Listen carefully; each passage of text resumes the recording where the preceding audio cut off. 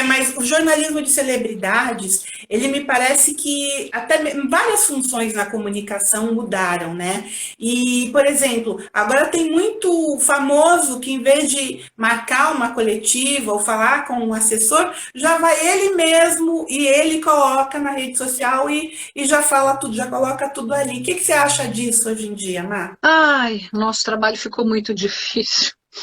Para eles, para os artistas é bom, porque eles vão lá e colocam a verdade absoluta deles, ou o que eles querem passar para a gente, o que nem sempre é verdade. Uhum, E cabe a gente uhum, apurar direito, ir atrás, investigar para saber se é. Mas é uma avalanche de informação, é uma coisa muito. E isso acabou provocando o empobrecimento do jornalismo. Estou falando mais de variedades, né? O empobrecimento mesmo, uhum. porque ficou tudo tão banal, tudo tão.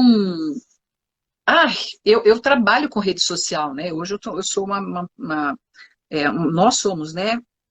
Pessoas multimídias, né? E você também é. Então a gente trabalha com várias plataformas.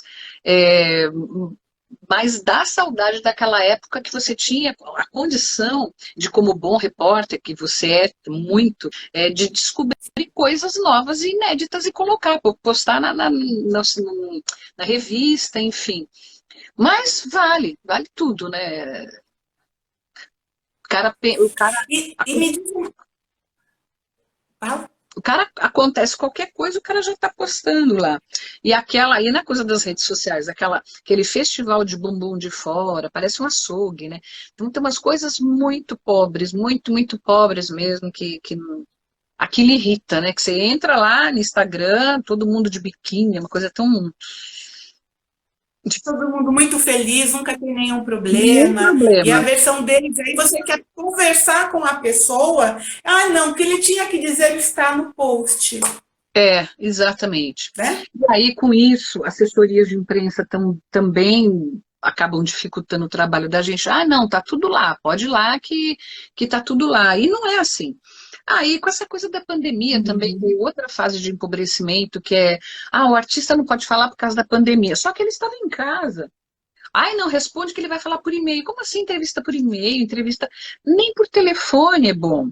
Você tem que olhar no olho do teu entrevistado e falar e ver, sentir as reações dele, saber o que. Você ter a sua impressão. E hoje não, manda, aí virou moda. Pandemia, que agora infelizmente está.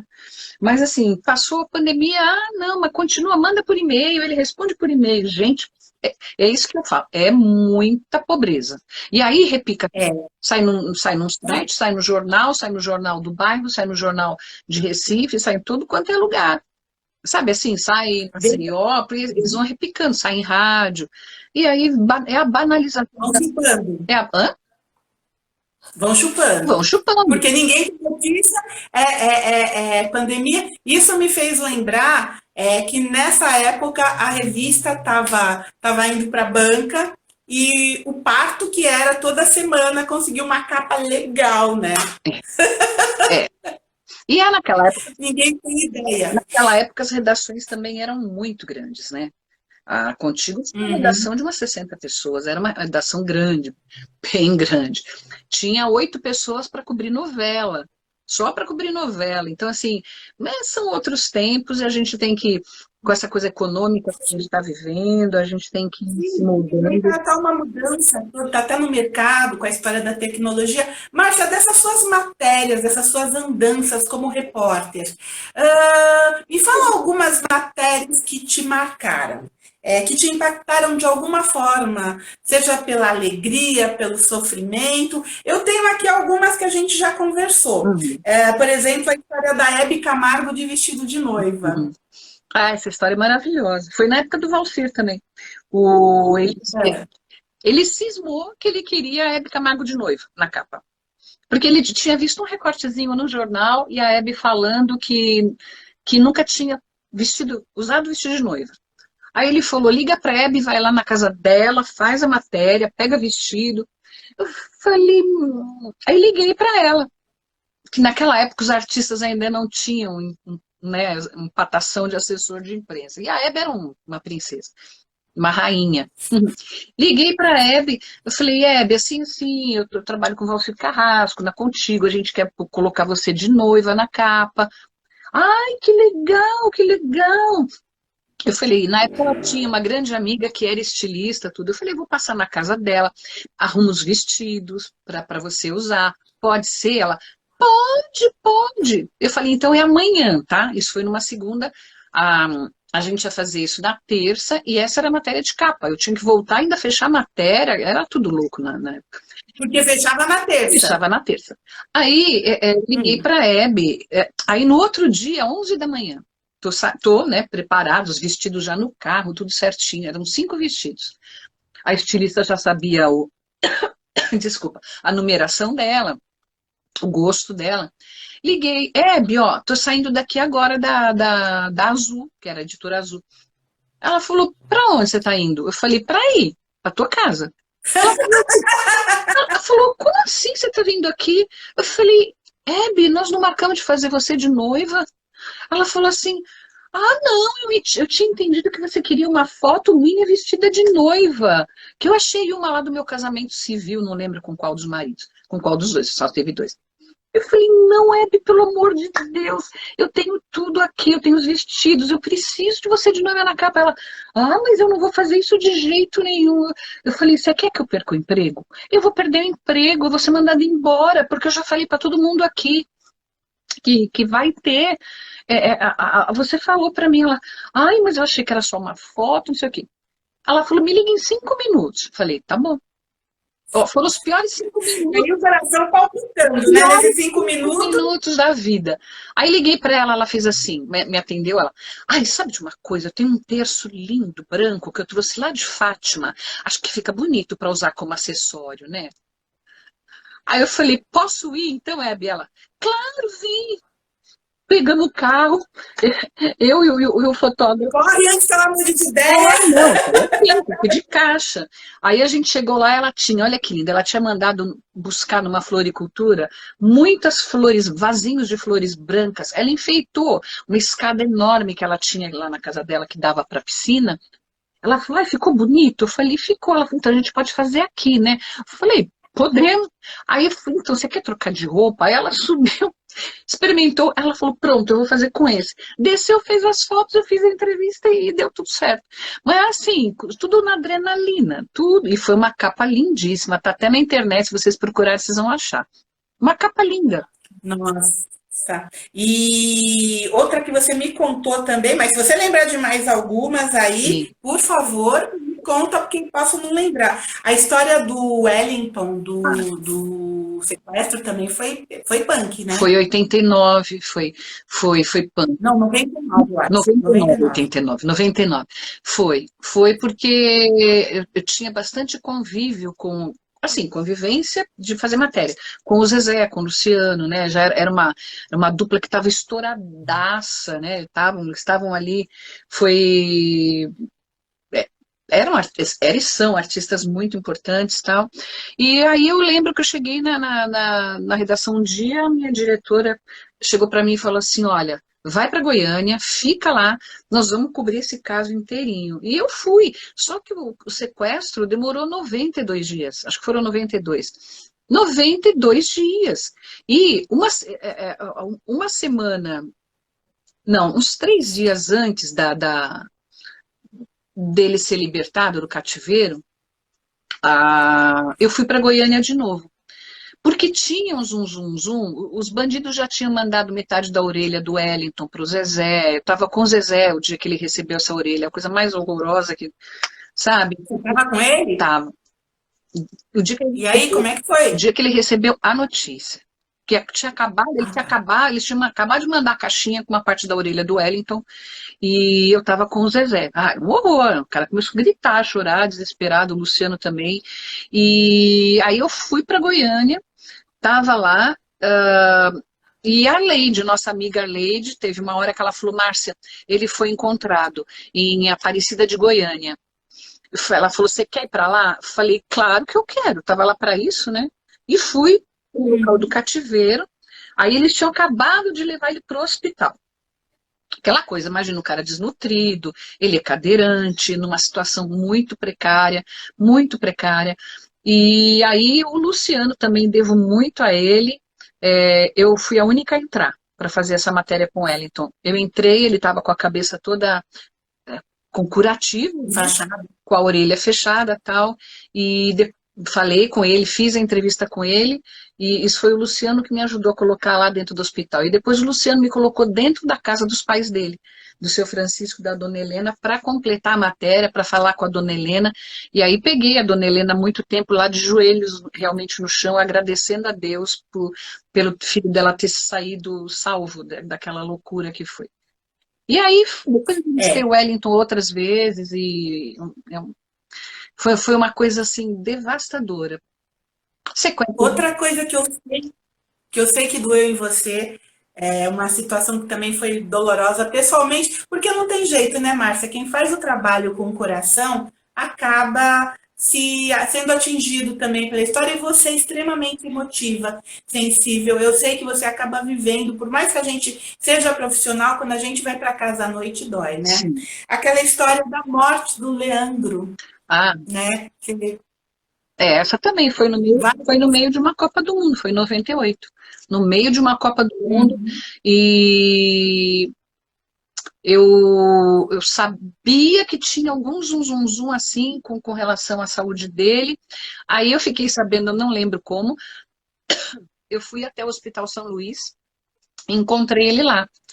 Aí ele falou assim, ele falou, olha, eu tô com uma dor nas costas, muito esquisita. Ele falou, aí passei aqui e tal, o médico me pediu uns exames. Só que assim, ele durou 2 meses só.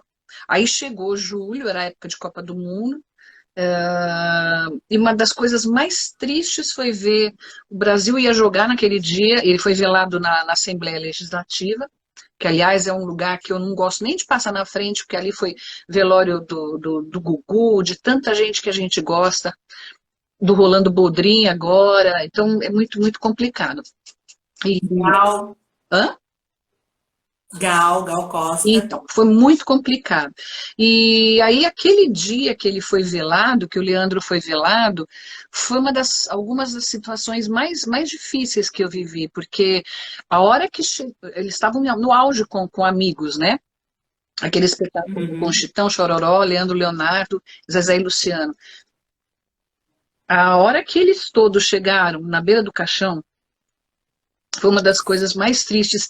Existe essa foto que a gente foi capa da Contigo, uma das cenas mais tristes. E a outra, acho que mais triste ainda, foi a hora que a mãe entrou e pediu para todo mundo se dar a mão, e ela começou a orar, porque ela é evangélica, e ela falou assim, obrigada, Senhor, por me deixar, por ter tido esse filho por 36 anos da minha vida. Aquilo nunca me saiu da cabeça. Porque ao invés dela estar, né, porque cada um tem a sua reação, ao invés dela estar não, ela agradeceu a Deus por ter tido de presente aquele filho por 36 anos da vida dela. Então, são... e falando nesses velórios, isso é uma cobertura, a gente é jornalista, mas a gente é humano, né? Velório dos Mamonas Assassinas, que foi uma coisa terrível também. Eu tive que ficar na beira da sepultura para ver, eles foram enterrados todos no mesmo lugar os 5, né? Então eu tinha uma chefe de reportagem que falou assim: você vai entrevistar as mães. Você vai lá, você não volta sem entrevistar com as mães. Aí eu falei para ela, olha, não tem condição de fazer isso. Falei, uma mãe tinha perdido 2 filhos, que era o Sérgio e o Samuel. 2 filhos, né? E o que eu fiz de recurso? Eu corri, eu estava no velório, corri as ruas todas para chegar primeiro na beira da sepultura ali e esperar e ouvir e escrever a matéria com o que eu tinha ouvido das mães, dos pais, dos irmãos, da mulher do Bento que estava grávida. Então, assim, um pouquinho de sensibilidade faz bem, né? É o que eu falo, a gente tem, como jornalista, tem obrigação, mas você tem que ter um mínimo de senso ali, né? Porque. E o velório do Ayrton Senna também, que isso é uma coisa inesquecível, porque a hora que a imprensa do mundo inteira, lá na Assembleia também, e a hora que aquele caixão desceu do carro de corpo de bombeiros, meu Deus do céu, não tinha um cinegrafista, não tinha um repórter que não caiu no choro. Foi muito, muito, muito difícil. muito difícil. Eu imagino. Eu lembro que você me contou, tenho na memória alguma coisa de você me falando que você tinha uma entrevista com o Leandro e que você chegou atrasada, mas aí ele acabou te Ah, recebendo. ele estava Não tem uma história assim também? ele estava embarcando para Baltimore, nos Estados Unidos, para tentar um tratamento lá. Hum, E como a gente já se conhecia, lógico, né, de tantas matérias, ele abriu a roda assim dos jornalistas e eu cheguei atrasada, lá em Cumbica. Eu cheguei atrasada, ele abriu a roda assim e veio e me deu um abraço. Ah, é muito, muito duro. Existem essas imagens, existem. Eu preciso resgatar, mas elas existem. E depois, quando ele foi naquela foto que é inesquecível também, ele careca, na sacada do apartamento dele, era dia do Jogo do Brasil, ele careca, usando a bandeira do Brasil e olhando de lá de cima a gente lá, sabe? E mandando um carinho. Ele mandava comida pra gente. Esse dia foi um dia das mães, se eu não me engano. Não, foi antes. Ele mandou comida, ele mandava comida. Lá no Hospital São Luís, ele fazia questão que tivesse uma mesa de café, leite, pão, bolo, para atender a gente que fosse trabalhar no caso. Então, assim, olha o cuidado, que ele aumentava mal, né, que foi um câncer de mediastino, muito difícil, o câncer estava aumentando progressivamente, ou seja, a caixa torácica dele ia, né? E ele preocupado com repórteres lá embaixo. Então, um cuidado assim e até hoje eu lembro do filho dele, um dos filhos, o Thiago, que depois fez dupla com o Pedro, do Leonardo, uhum. pequenininho, acho que 8 anos, chegou para mim correndo, me abraçou assim na cintura e falou: tia, meu pai não vai morrer, né? Ah, tá. É dose. É dose. Tá, vamos mudar um pouco de assunto. Vamos lembrar de situações engraçadas que você viveu nessa vida de reportagem. Ah, Tem já alguma? dormi na porta. Eu lembro de uma história que você foi cobrir uma novela com vários galãs que não viram que a repórter estava por ali e os meninos resolveram fazer campeonato de pum. Mas É mas verdade não posso isso? falar assim, vai ficar feio. Eles nunca mais vão querer. Mas eram 4 galãs, 2 deles estão absolutamente nativa. Um infelizmente se foi, mas eles não viram que eu estava lá. E aí começaram a fazer campeonato de pum. Falei, gente, pelo amor de Deus, é muito, muito engraçado isso. Aí o diretor, que é um chato, mas naquele momento ele falou assim: olha, rapazes, estamos com uma moça aqui, por favor, comportem-se. A hora que eles me viram, a hora que eles me viram, eles, ai, desculpa, desculpa. Eu falei, não, isso é coisa de menino. E eles não, então, Normal, não, normal.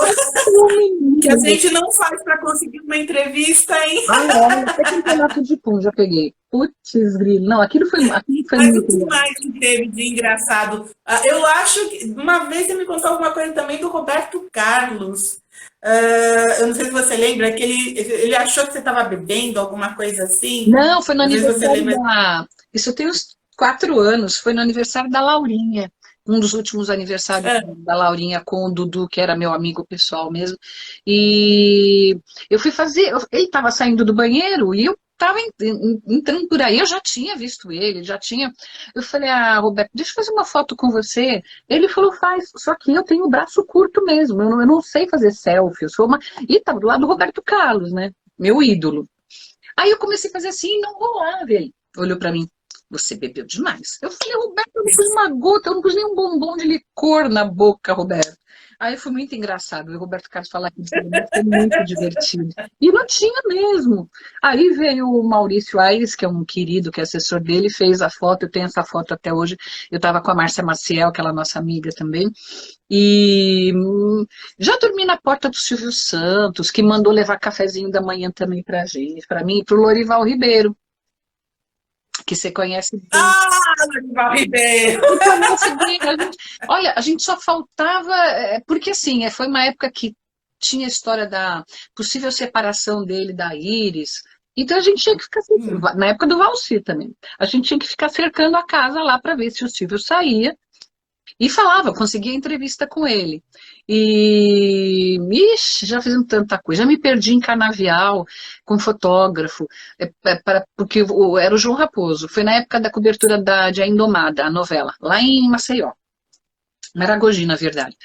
Aí o João falava, não, é por aqui, a saída é por aqui. Falava, não, é por aqui. A gente acabou se perdendo no meio do matagal, lá do canavial. Ah, acontece de tudo. São histórias assim que. Vida de repórter. Agora tem algumas figuras que a gente acaba se aproximando mais. Você falou de uma agora aí que foi o Dudu Braga, né? Eu acompanhei, você foi a primeira pessoa, inclusive, que deu a história do câncer dele no pâncreas, Com a né? autorização dele. Porque ele Sim, tinha. E eu só falei porque ele falou que eu podia falar. Eu não fui eu que pedi, porque ele já estava doente fazia mais ou menos um ano. Ele estava cuidando de um câncer de pâncreas, poucas pessoas sabiam. O Roberto Carlos sabia, lógico, mas assim, eu falei. Ele falou na época, Márcia, o Dudu, você acha que eu devo falar, expor? Eu falei, eu acho que não. Falei, não precisa que vai ficar aquela corrente de fé, aquela coisa. Eu falei, acho que não. Não que eu seja contra a corrente de fé, mas que ia criar, é o filho do Roberto Carlos, ia criar aquela coisa toda. Tem muita gente que se aproveita da história. Eu fiz uma conversa com o teu pai, se teu pai falar que sim, ele falou, meu pai já falou que ele acha que não seria legal. Eu falei, então não faz. Só que aí quando ele sarou, acho que uns 7 meses depois, aí ele falou, Márcia não, Má, ele me chamava de Má. Ele falou, você vai na Sônia amanhã? Eu falei, vou. Ele falou, então pode falar que eu tô curado. Aí foi, fiz, só que infelizmente depois veio a notícia, né? Infelizmente o diagnóstico, deixa eu pôr aqui para carregar, o diagnóstico de que o câncer tinha voltado, só que aí no peritônio. Espera um pouquinho só. Que é o mesmo tipo de câncer que a Hebe teve, né?